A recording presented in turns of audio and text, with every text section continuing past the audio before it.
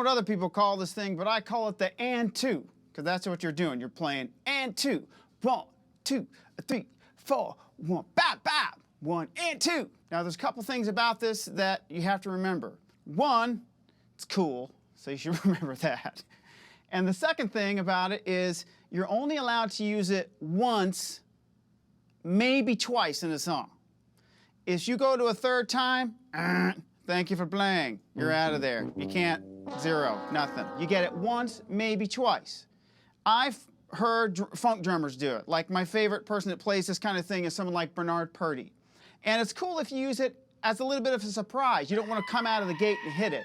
And sometimes it's cool to do it like in a weird place. So generally you're in a 4-bar phrase, and sometimes it sounds good to do it like at the beginning of the phrase, or sometimes you can do it in the 3rd bar of the phrase or the 2nd. So you can change it up and put it kind of in wherever you think it's going to be effective. You can play the snare drum alone. You just don't play any other part of the kit, and you just play the snare drum by itself. So I'll let you check out what that sounds like.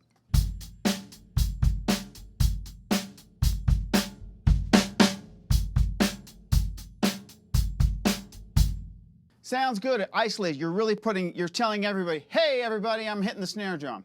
You gotta do it like you mean it. You can't come out of the gate and go, I mean, you can't do that.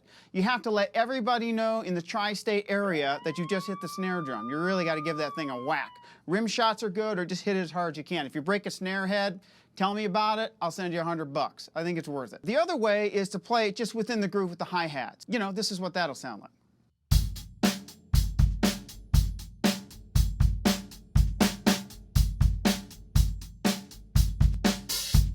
Now you can slam that too, but if you're playing the hi-hat with it, you know, it's slightly more maybe understated than doing the snare drum. When I do that stuff on the snare drum, it's usually, there's a little bit of whiz bang on it. I might have the other arm thrown in the air and I try to act like I'm doing some drummery kind of thing, you know. I'll do one more time through this and I'll play it at the beginning of a 4-bar phrase, and I'm going to overuse it a little bit now just so you can hear it, but in the end, if I was actually playing this on a gig, one time. All right, here we go.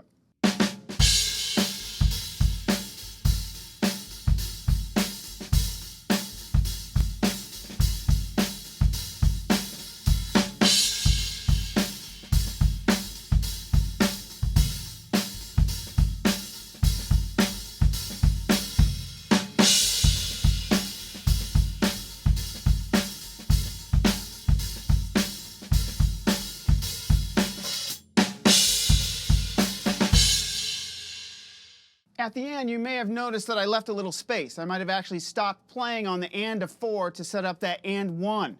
So you give a little air in between everything, and then when you play that and 2, it's like big event. Yeah, all this stuff happens. So it can be really cool and highly effective.